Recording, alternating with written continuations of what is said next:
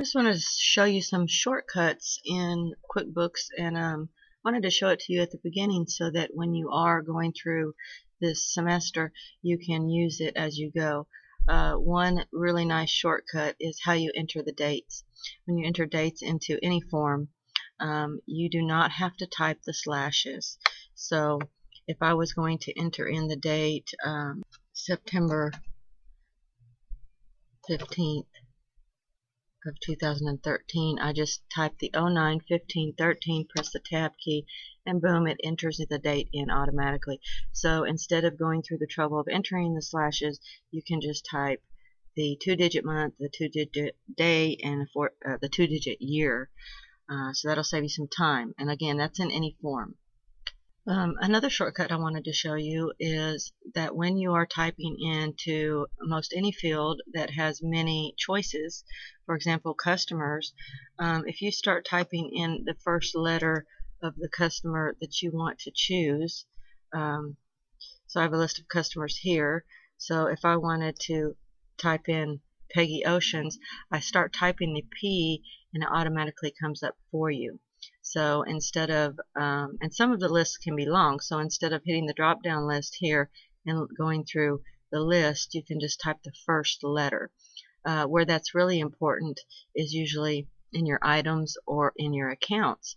So if I wanted to choose food here, I type in an F, and the only 2 items that I have that start with an F come up here, and I could choose from those 2. Okay, so as you can see, I have here a list of all of the accounts, and there's plenty of them. So if you needed to choose, for example, office supplies, you just start typing and it pops up right there.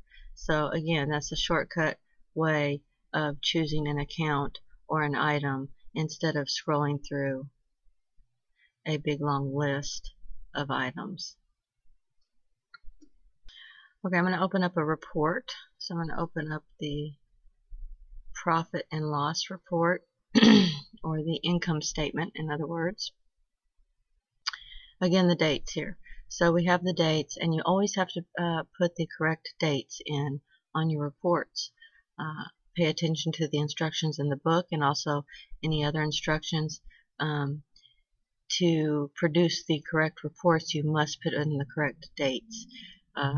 So right now it's picking up the current date, and it always does, so you will always have to enter in the date manually.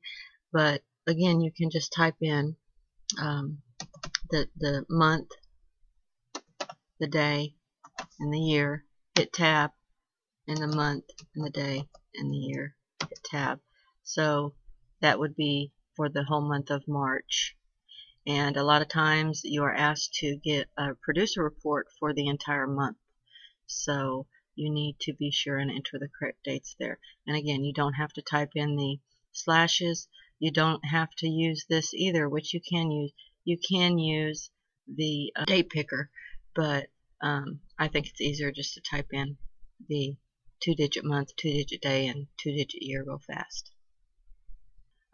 Sometimes you are going to need to add customers or vendors, and they are not listed in your customer or vendor list. And that's when you're going to use something called Quick Add. So I'm going to make up a name here, and once I hit tab, it comes up and says Nancy Smith is not in my list. Now you could actually go to setup and put in all her detailed information, which is her address, her phone number, etc. Or you can just hit Quick Add and then just go in later and put in her information. So those are a few little shortcuts that you can use as you are going through this course in QuickBooks.